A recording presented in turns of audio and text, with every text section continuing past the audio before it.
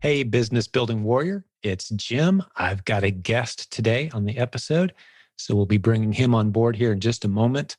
Today, we're going to talk about a topic that gets just a little bit less attention than it probably should. And I also think it makes people a little more nervous than it probably should. We're going to talk about account health, the threat of suspension, IP alerts, and all that stuff today. What's the latest? I like to talk about this from time to time on the show so you feel like you're really on the cutting edge. You're getting the latest content and material on this topic. And my goal today is to give you what you need to have in order to have you sleep well at night, knowing that your account is secure, you're doing all you can to keep it healthy, and know that even in the worst case disasters, you'll hear me say this on the show here in a few minutes as well with our guest, but even in the worst case of worst disaster stories I've ever heard with Amazon sellers, there's always a path back. There's always something you can do to get things rocking again every single time. The number of permanent suspensions that I've ever personally heard of after over a decade of teaching tens of thousands of people about how to sell on Amazon, the permanent suspensions I can still count on one hand. And I'm convinced that a couple of those, if they'd have been persistent, they'd have got their account back, but they just decided not to. So I don't want to underplay the importance of today's episode, but at the same time, this is something that you want to take seriously. So don't be worried about it. Don't feel like it's something big, bad, and scary, but you do need to take it seriously. So we're going to hang out with our preferred expert on all things account health at Amazon, Mr. Scott Margolius. I'm going to bring him on the line here in just a moment. I do want to tell you about the new course that one of our top coaching directors, who's coached as many, if not more people on our team than anyone else, has put together with Scott. His name is Larry Pruitt. So Larry and Scott Margolius, they got together, they created a course. It's everything you need to know to keep your account healthy and stable and sleep well at night, knowing that you're doing everything you can to keep things nice and squared away with Amazon. That course can be found at provenamazoncourse.com/health. And it's about 6 hours of content. And if you jump in at the launch date, which is in the show notes, I'm not sure when the date is exactly as I'm recording this, but if you jump in at the beginning of that, you'll actually have live interaction as well. That'll be recorded for the later version of the course. That's all recorded content at that point. But you're going to spend 5-6 hours with them, and you're going to know all that you could possibly need to know to do your own account health management, responding to IP complaints, all of those things. We spent some time on today's show talking about who needs this information and who doesn't, how big you need to be before these kind of things become a concern. A lot of great tips today on keeping your account healthy as well. If you're not wanting to invest any money in that right now, but you're just wanting to learn the basics, Scott has a new book as well. And it's just a few dollars. I highly recommend that as a good starting point. So let's jump over right now. I'm going to get the latest from Scott on all things Amazon account health. You're going to enjoy this episode. This is one you need to listen to. Talk to you soon. So, Mr. Scott Margolius, welcome back to the show, man. Good to see you. Likewise. Good to see you.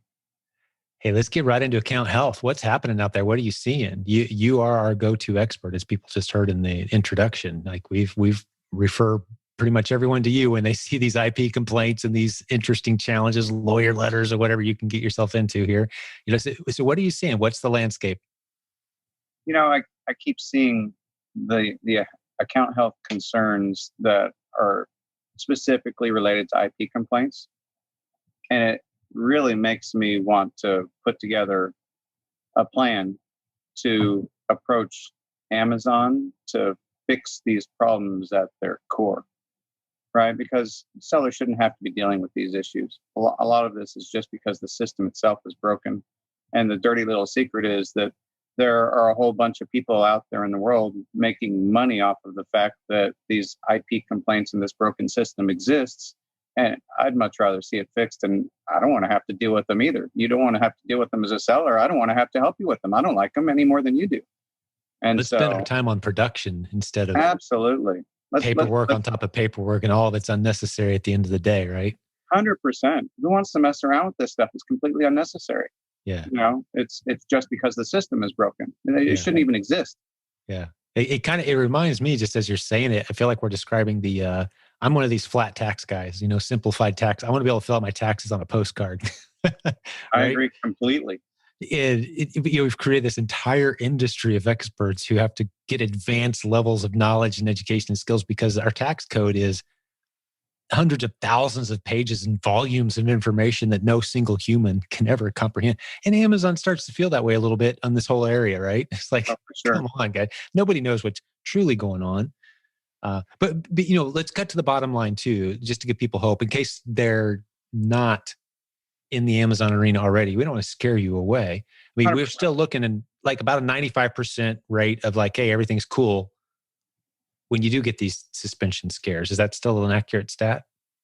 I still think that's reasonable and realistic. Uh, People can get past these types of account health problems. The biggest thing that people run into is not knowing what to do and doing it themselves, not knowing what to do. It's sort of problematic. I was talking to a friend this morning. It's like, we were going to set a time to meet, and I said, well, I got to call my lawyer and my accountant in order to figure out when I have time on my schedule to be able to talk to you. And he said, oh, that's a big problem because you don't want to spend too much time with your lawyer or your accountant or your doctor because that's usually not good news, right? And it's just immediately I'm thinking, and you don't want to have to spend too much time with an account health expert either. You That's know, right. if you could be working on all these types of things on your own, fixing your account, being equipped to be able to handle these things, then there's so many of the different types of problems that you could run into that you could avoid completely. Or if you run into them, you don't have to panic and, not because you don't know what to do or you don't know where to go to get help. Yes, I So, love that analogy. Great, great visual. It's, account health issues should be more like, building a moat around the castle versus running around with your hair on fire each time something happens, right? It's yeah, yeah, to a large degree. I mean, if you get sick, you usually know what to do. If you stay sick for too long, it's like, oh, maybe I should make an appointment with the doctor. But you know what number to call. You know where you're going to go. You know what kind of doctor you're going to call a lot of the time, unless it's just going to be a general practitioner and they're going to refer you. But you know what to do. You know what number to call if you have an emergency. I mean, you ought to at least be familiar with what those steps are, the initial steps. But I mean, we've laid it all out, right? And people are reading the Amazon Plans of Action book it's a and figuring a tremendous lot of book. this stuff out for themselves. It's wonderful. I think it's great. Yeah, I had the pleasure of getting one of the first copies to one of the first people to kind of cruise through that book, and I just loved it, man. I've already told many people in our community about it, and I think a lot of people at our event, the Proven Conference, which it was great having you there, man, here just a few weeks ago as we're recording. I think a Great lot of event. people went out and snagged a copy of that book too. Tell us a little bit about that book, who it's for, why you wrote it. Fill us in on that. I mean, the real thing is it's for sellers. I feel like sellers ought to be able to be equipped to handle these types of things with their account. When they don't know what to do, that's when they get hit upside the head and lose their account when they shouldn't. They lose the account because they don't know what to do. That doesn't mean that there isn't something that is known that can be done, right? Just because you don't know it, people are at a loss, and so they get stuck and don't know where to turn, don't know who to reach out to. This book clarifies a lot of that. Makes it possible for you to be in the driver's seat when it comes to account health. And I think, I mean, that's awesome. That's what people need to do in order to be able to run their account effectively. I love it. The analogy that just popped in my head, I love word pictures, and I just had a word picture pop in my head. I think the role you're playing is kind of like when you got a teenage driver and you're having a conversation with them about driving. At some point, they're going to be in a traffic accident, possibly, or get pulled over by a law enforcement officer at some point. You don't wait to just experience that. You talk about it beforehand. Like, here's the things you'll do. You're not going to get out of the car, jump up and down on top of the car and scream, "You're evil," to the policeman. No, you're going to sit politely with your hands on the steering wheel and you're going to say, "Yes, sir," and "No, sir." And you're going to get the papers they request, right? Or if you're in a traffic accident, you're going to call us. You're going to, you can call the police. You're going to stay on the scene. Like, what do you do? What don't you do? Like, but if you wait till you're in the moment, you can kind of freak out if you don't know. And you can Definitely. make mistakes and do stupid things that make the situation way worse Definitely. if you haven't. And that's what I think your book kind of does, is say, hey, these things may never happen. Hopefully they won't. But if they do, it's not a big deal. Here's what you do next. And I think it just helps people sleep better at night too, knowing For these sure. things. For sure. I mean, it's like you can read through this book in 2 or 3 hours and get immense peace of mind out of it, right? You have a much better feel for what your approach should be if you run into one of these problems. Very good. So, so just give me some overview. We can't do 2 or 3 hours of content, obviously, in one podcast episode, but give me some of the big mistakes people might make when they get that IP complaint or they get a letter from a lawyer and they don't know if it's a competitor being mean or if it's actually something they should pay attention to. Like just hit a high level on those two issues for me, if you would. I mean, I would say the biggest thing would be responding too quickly. You feel like, oh, I got to get a response to Amazon, and it's more important for it to be measured, more important for you to have a real understanding of what your response should be instead of just replying. One of the things I touch on in the book that is a huge mistake that people make is they ask Amazon a question like, how do I fix this? Or why did I receive this? Or I don't understand why you're contacting me. And that's just a complete waste of time and is damaging. So responses like that, when you didn't take a chance to breathe or you weren't prepared to understand what's actually happening, what Amazon wants of you, those are the kinds of things that, you can be much better equipped. Very good. Yeah, that's a great tip. So we've also created some content recently, and I want to share with the listeners a little bit about that. You spent some time with one of our lead coaches on our team, Larry Pruitt, and created more in depth. Now, what makes this course different from the book you just described? Who is the course for versus the book? Talk us through that a little bit. Sure. So the book goes into high level and specifics about plans of action. The course is much more focused on intricate details of your account health, what the different aspects of the account health are and where to go in your account, and more of a overview of how to manage things when you get certain types of complaints, and an overview of what the different types of complaints are and how you might respond in each case. The nice thing about it is, we'll go over there's 6 different sections of specific content. And then in the next day, that's pre-recorded, but we'll go over in a live Q&A the following day after the initial recording is played. And that'll give people a chance to really dig in, to ask specific questions, to ask things that might apply to them in their case that it doesn't necessarily get addressed to the level that you would want it to in the course or the training itself. And then, of course, there's the Facebook group that goes along with it for ongoing support when somebody runs into, hey, I need, some sort of additional specific help. Who it's so for? that course hasn't launched. Just so it people hasn't launched. As we're recording this, it hasn't launched yet. So when it does, we'll have that date in the show notes for this episode, because as we're recording this, we're not sure exactly what that date is. It won't be too far in the future, but you can actually go through the course, have the follow-up Q&A calls.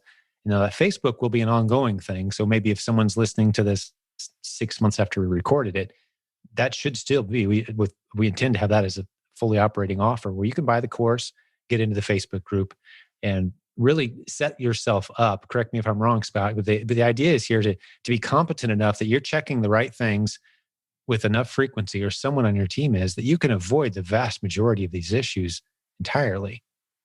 I would think that you would be able to be competent to fix the majority of them, yes.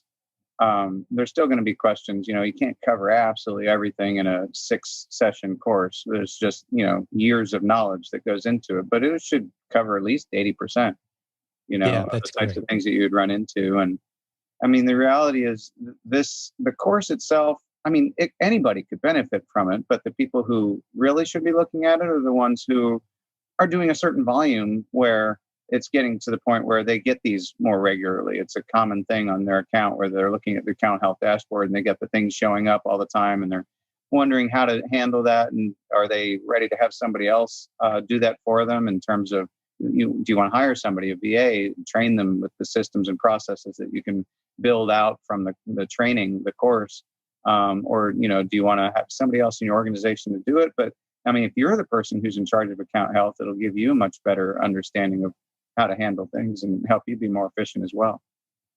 Yeah, just give you a good deal of confidence that I like when, and I've been saying this for over 20 years, even dealing with eBay sellers. And back then people think it's rough with Amazon in comparison. I contrast what we had to deal with eBay, and this is we're tiptoeing through the tulips with Amazon. Back then it was the valley, the shadow of the death every day, man. You could just wake up and your account was gone and there was no one to call or email. Fascinating. It was brutal. And that was my number one issue back then. Now, at least you've got a follow-up process. And even once they've said, hey, sorry, you've been suspended, don't contact us again, you could still get your account back. I mean, there's people to talk to, there's things that can be done, there's a process, so there's a lot more stability here. But people are running far bigger businesses now too. Back in my eBay days, 20 years ago, a big business was a guy who was selling $1,000 a week. It's like, whoa, that's insane. You're selling $1,000 a week online. That's nuts. And now that's kind of like an average seller, that's someone who kind of does it part-time on the side. You get 6, 7, 8-figure businesses rocking. People become concerned about the stability.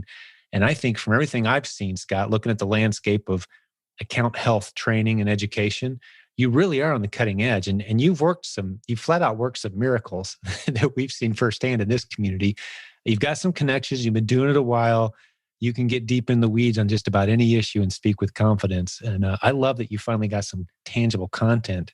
Yeah, me too. I mean, it's helpful for sure. You can send somebody to a resource and they can get up to speed a lot faster. It's very helpful.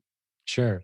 Exactly. And that's why we're doing this podcast, is to let people know, don't panic, don't be concerned, be equipped, educate yourself, know what the risks really are, know how to respond to them, and put a system in place. There's a few healthy habits you need to develop. And a good step might be to grab Scott's book. And what is the title again? I want to make sure we get that right for everyone. Well, it'll be in the show notes too. Sure. I mean, you can look it up, just go to Amazon, type in plans of action, and that'll bring it up. But the title is Amazon Plans of Action, Proven Tactics for Winning Appeals.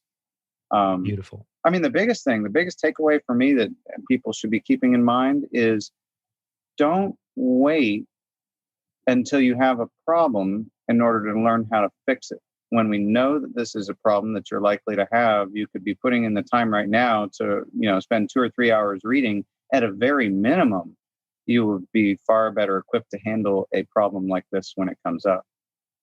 Absolutely. And then we've got the course for those who want to participate in that. That's going to be at provenamazoncourse.com/health.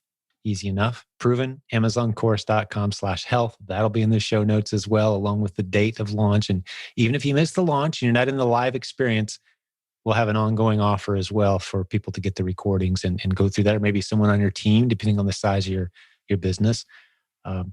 So that's going to be at an extreme discount. We kicked the price around quite a bit. We're going to launch it far less money than that it's worth, for sure, because This is one of those boring topics. I think, people are like, I'd really just rather not have to deal with that, but you do have to deal with it. It is a reality. I've never asked you this before, Scott, but what are the odds, if you're an Amazon seller, that at some point you're going to experience one of the challenges that's addressed in this training? Well, when I was speaking at the conference, I was kind of curious about that myself because, I only have my perspective, but then you got, 70, 80 people, however many are in the room, whatever. And I asked them, polled the audience, how many of you have been selling on Amazon and have never had an account health issue? No hands went up. Wow. See, I wasn't in your session. We had several breakout sessions and yours was one. I'm glad to hear it was well attended. That's an awesome crowd. I hadn't heard from you yet. So that's cool, but no one. Yeah, I didn't expect that. I thought that somebody could potentially have had an issue, but I mean, I've never talked to anybody who hasn't had one. Yeah. But then again, I'm talking to people. It's like I'm in an emergency room, people come into the emergency room have a reason why they're there. And Sure. I just wanted to ask the question because, I recognize that my perspective might be skewed. That would be interesting to see an Amazon poll on that. You see Amazon's little polls in Seller Central? Yeah, I bet they get some interesting responses there. But, it is a common thing. So, I want to balance, hey, new sellers, it's okay. There's a tremendous opportunity here. You can navigate these challenges.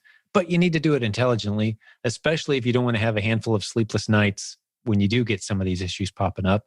You want to be well equipped, know what you're facing, what you're up against, and all the while knowing that if you do handle it properly, you've got a very high chance, 95% is the number I always hear from guys like Scott in the industry, of getting everything back to where it needs to be. And you can do it faster if you do it right as well, right? I mean, yeah, that makes sense too. It's like you can be far more efficient with handling these things when you know what you're doing, right? So what that makes all kinds of sense to get this off your dashboard faster, get the ASIN reinstated faster, get your account reinstated faster, all those kinds of things. I mean, the reality is this type of training, it goes hand in hand with all of the other training, especially for a new seller that they're taking in. It's like, okay, how do I do this? And what does it mean? What is this replen language? What does that mean? And what is it like? Oh, I want to get into wholesale, or I want to transition into RA and OA, or I want to start doing private label. All these things that people are learning, either through the course or coaching, or maybe they're getting outside help somewhere else, or going through YouTube, whatever it is. There isn't a whole lot of focus and concentration on what do you do when you get stuck in the ugly side of Amazon? What do you do when it's not just about making money? And to me, it's just part of the whole picture, right? It's like certain things that you should have learned in school. They should have taught you and you should have learned, and it doesn't seem like it gets taught. Basics like money management or proper nutrition. You go to PE, but that doesn't really teach you how to take care of yourself and how to exercise properly and to achieve certain goals or anything like that. There's so many different things that you don't learn that you should be learning. But that applies here in the life of the Amazon seller as well. You've got to be just thinking. not that exciting. It's not that exciting. If we have a podcast episode where I say, hey, I'm going to tell you 10 things to go by right now and you can make money. Well, the smart person would go, he can't tell tens of thousands of people the same item, but people would still listen. They'd For be sure. like, whoa, what's he going to say? But we say, hey, account health. And everyone's like, oh, snooze fest until you need it. And then you're like, where's Scott? Where's his number? I have it somewhere. Yeah. Right. Yeah. But you're far better off to know this stuff in advance. Yes. You want to be exercising every day, not wait till you've had your heart attack. That's exactly right. And the good habits that you can get into. Maybe that's a few pointers we can leave folks with as we start to wrap this one up. But I have a few things that I have in my mind that help you avoid, especially like IP complaints with replen sellers, where you might have 500, 1,000, 2,000 different ASINs that you're selling against and all different brands and exposure. One of the things we teach, this is just a basic concept of avoiding these things, is make sure there's a bit of a history of other sellers having sold this thing. Because odds are, if they're going after sellers, you're going to see fewer sellers. So if there's only one seller and it's the guy who, and the name of the seller matches the name of the brand you're about to sell, and that's the only seller, they're probably going to try to protect their brand. You probably can stay away from that one and avoid a lot of trouble. We teach basic stuff like that. And you can see, like, if it goes from, we use Keepa to see this, if it goes from like 20, 25, 30 sellers bouncing up and down, and all of a sudden, like, just down to one seller. It's like, I bet they went after all the sellers and said, hey, stop selling our brand for some reason. Yeah. But the good news is there's millions and millions of brands out there that are still ridiculously wide open. But that's one of the things we teach you in the replen training to avoid these IP complaints. What other any other little tips pop to mind to avoid some of those, common things that can trigger an issue? I mean, some of the ones I see most often are, I'll try to give you an example and save the names, but here's the listing, right? And it's for Pop-Tarts. And, it looks great, selling really well. It has good reviews, whatever. And there are 5 sellers on the listing, but the dead giveaway is the brand is not Pop-Tarts. The brand is Tasty Snacks. And the Tasty Snacks company has all these other products in their inventory where they've just taken somebody else's brand and tried to list it under theirs, right? They don't have the IP for the Pop-Tarts. They haven't done anything to make the listing any better. They haven't changed it in any way. They haven't added a recipe book for how to get the best toast on your Pop-Tart. They've done nothing, but here they are sitting there like a troll, kicking other people off this listing.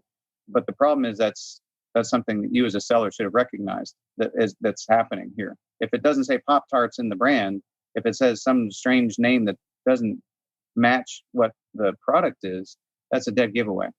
So I see that happen all the time. Let me restate this, make sure I followed you on this one, but you've got a guy out there, we just called him a troll, I think, who's got 5 boxes of Pop-Tarts, and he wants to call it his own brand. And you try to sell against that. as a second seller coming on with those same Pop-Tarts, which anybody can go grab, well, he might come after you, and here's some of that completely unnecessary paperwork that we're all buried in. And you're saying we're better off just to avoid that listing altogether. Absolutely. Yeah, I mean, I'm with you. my goal is to eliminate that as a possibility. I want to fix what's wrong with Amazon that even allows that to be possible. Exactly. Yes. You've got to, if you're going to create a new listing, bring some value of some kind. If he's calling it a college gift pack that includes Pop-Tarts and some other things and a tip to success your first year in college, and it's got some Cheetos and Pop-Tarts, and that's a pretty interesting bundle concept. And it's got a book in there. Good on him for creating that. Trademarked on him. Yeah. And he's able to rank it. And you come in as a second seller and you're trying to duplicate that. Well, he might come after you, and he probably has a good argument for it. Like, no, that's my bundle. It's got some unique aspects that you're unable to duplicate. That's actually a solid strategy. But this guy that's got a couple boxes of Pop-Tarts and he's trying to rebrand it as his own. Yeah. And you come in, just leave it alone. Ideally, those things don't rank well. And that's what I think you'd like to see, Scott, is Amazon just go, wait a second. You can't call 2 boxes of Pop-Tarts your own brand and keep other people off the listing just because you don't want them there. Just because you made the listing doesn't make it yours. I think that's that eBay mentality floating back into Amazon is, on eBay, if I create a listing, it's mine. No one else can come in and say, hey, yeah, I'm selling that exact same product. I'm just going to say there's quantity 2 now, because I got that same thing. You can't do that on eBay. You got to create a new listing. Yeah. Amazon, which is great. That's beneficial in some ways. It is. But from a shopper's perspective, it's kind of a pain because a shopper wants to go in and see all the Pop-Tarts nice and clean, boom, boom, boom. They don't want to see 400 listings for Pop-Tarts for strawberry Pop-Tarts. They want to see 1 listing for strawberry Pop-Tarts and a 2-pack, a 6-pack, and a total, all right there, So we do benefit as sellers from that slight disorganized catalog. Well, it's even worse on Walmart. Oh, that's chaos. It's a chaotic nightmare. Yeah. However, in the midst of that chaos, it's huge opportunity if you know what you're doing. Right. Yeah. You just want to avoid getting your wagon trail attacked or dying of dysentery, and then you're good. The Oregon Trail game. Sorry, homeschooled humor. But the Wild West is always full of opportunity. That's what makes this game. And I would argue Amazon still is, as established as it seems to be. We'll look back 20 years from now, 10 years, even 3 years from now, where we are now and go, wow, that was crazy Wild West territory. All kinds of opportunity. It is still being figured out and explored. It blows my mind, Scott, and this is kind of a commercial for the Replens model. It just blows my mind how many everyday household name brands that you and I could rattle off right now, the commercials we've heard them, we've seen their brands on TV, and you can go and find listings right now to make money selling those products because people are paying for the convenience and they're not necessarily doing the math. They don't think, hey, I'm actually paying more per unit for this 3-pack than if I bought a single. They're fine with it. They see the 3-pack, they grab it, boom, they're happy. It's going to be on their porch. And you're making money as the seller, but we stay away from the single because that's a waste of everyone's time and energy. So the 3-pack gets ranked because that's one all the sellers are excited about and populating, right?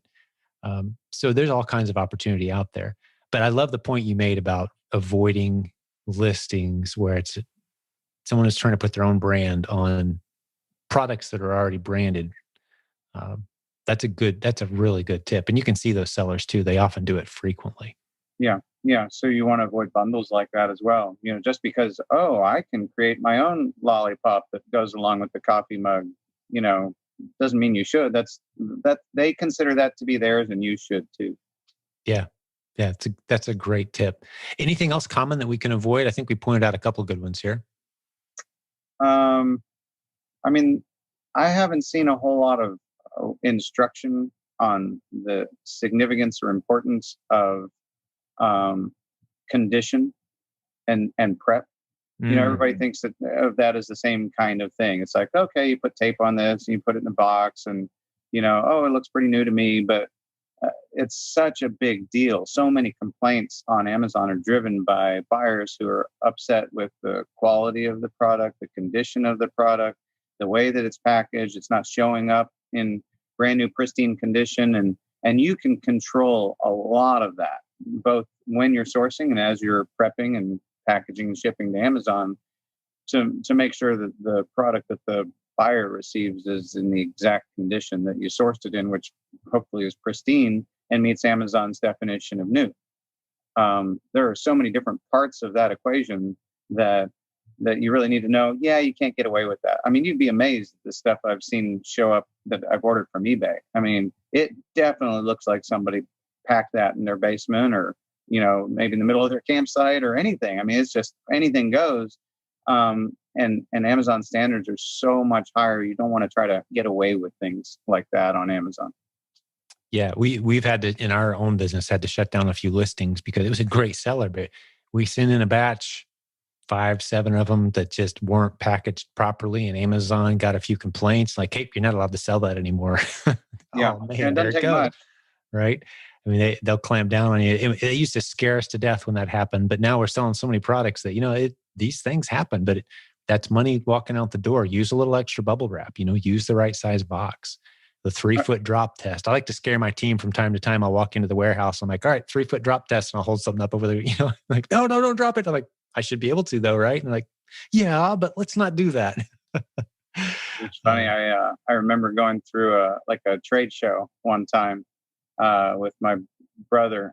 We were there with our parents, and we were just kids, and we went up to this one table, and they were selling china, and it said unbreakable. And so my brother picked up a plate and just dropped it on the concrete. And he's like, I couldn't believe it.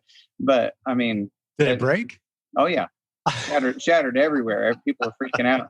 But I thought that just reminds me of this 3-foot drop test. Yeah. It's up to you as the seller to make sure that product doesn't break.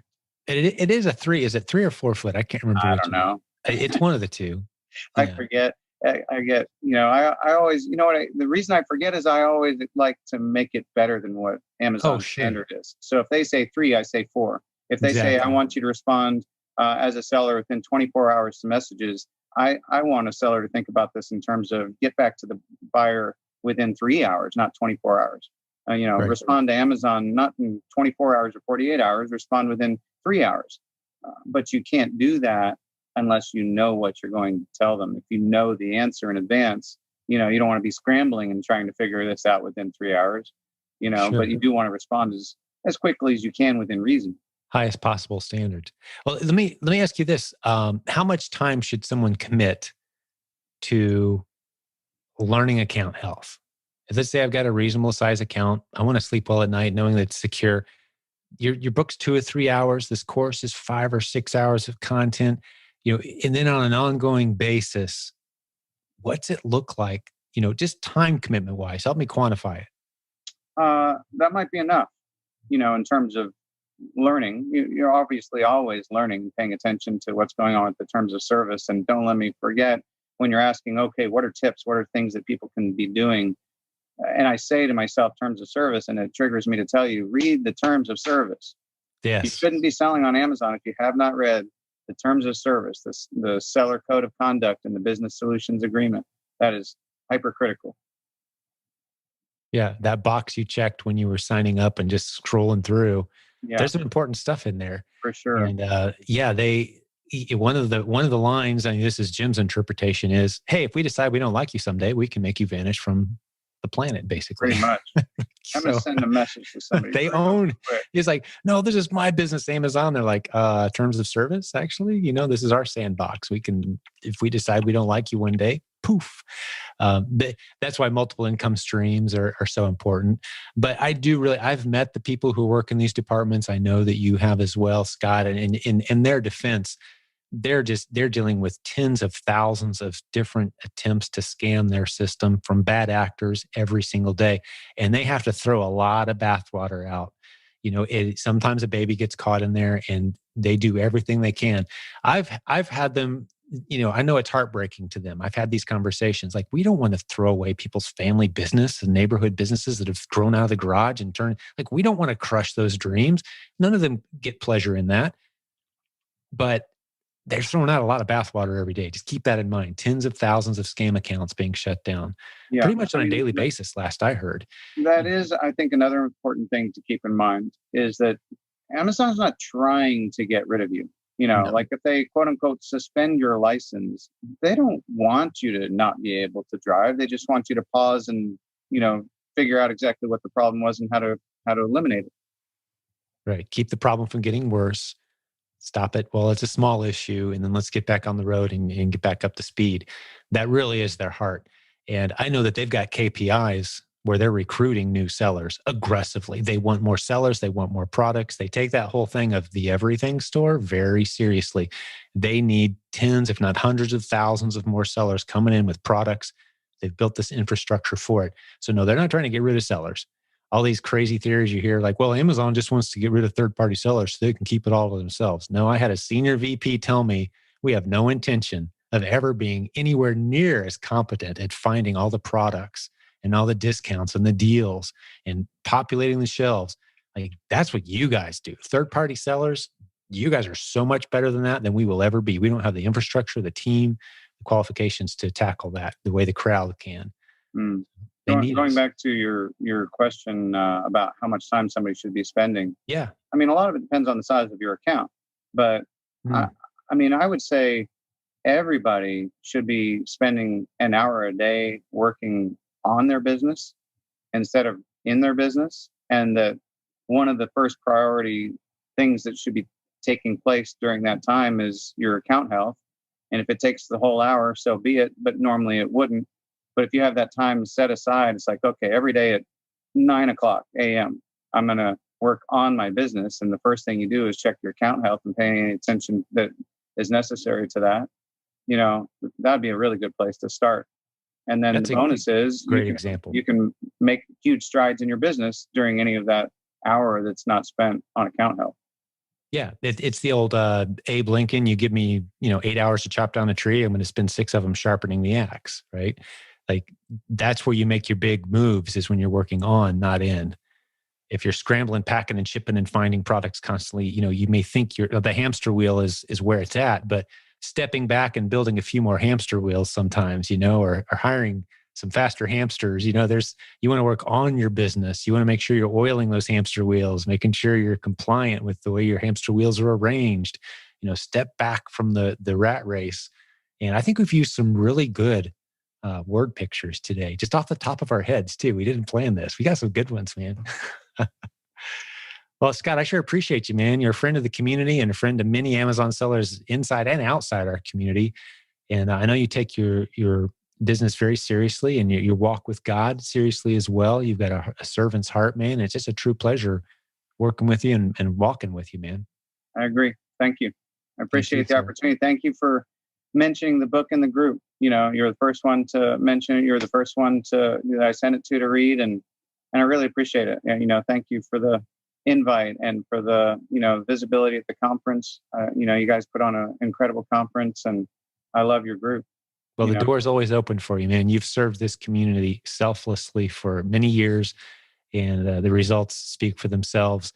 I don't think I know anybody who has a bad thing to say about you from our community. You've just been nothing but helpful and giving. So I appreciate you, man. And we're trying to smooth this right out for these Amazon sellers, and you're a big part of that. So God bless you, man. And the course, we'll mention it one last time, provenamazoncourse.com/health. And then the title of the book one more time, so I don't mess it up, Scott. You can look it up on Amazon. Just type in plans of action, and it'll come up with here's the cover. Nice. There it is. For those watching on YouTube, plans of action. Yep. And it's by Scott Margolius, who is our special guest today. And it's been great hanging out with you, my friend. So let me address the audience real quick as we wrap this episode up. Thank you for hanging out with Scott and I today, giving us some of your most valuable asset. That's your time. We truly do appreciate that. And if you enjoyed this, hey, would you spread the word? Send people to silentjim.com/podcast and say, hey, check these guys out. They really seem to know what they're doing. And if you're not convinced yet yourself, one thing I suggest you do is go to our Facebook group. We're about to pass 66,000 members, I think, today or tomorrow. Wow. In that group. It's a big group, and we've got 1,000 recent success story testimonial posts, unsolicited, fully candid posts in our group that you can scroll through, and hopefully that'll convince you if great episodes like these don't. that we know what we're talking about and we can help you build a great business. So spread the word and share it. And finally, God bless all the business building warriors out there. We are in your corner. We take your success very seriously. That's how we measure our success. We want you to grow an incredible business. We're here to help with that. So we'll talk to you again with another episode like this real soon. And Scott, hey, thanks again, brother, for being here, Thank man. you. Appreciate you. Appreciate it. To all the listeners, talk to you soon.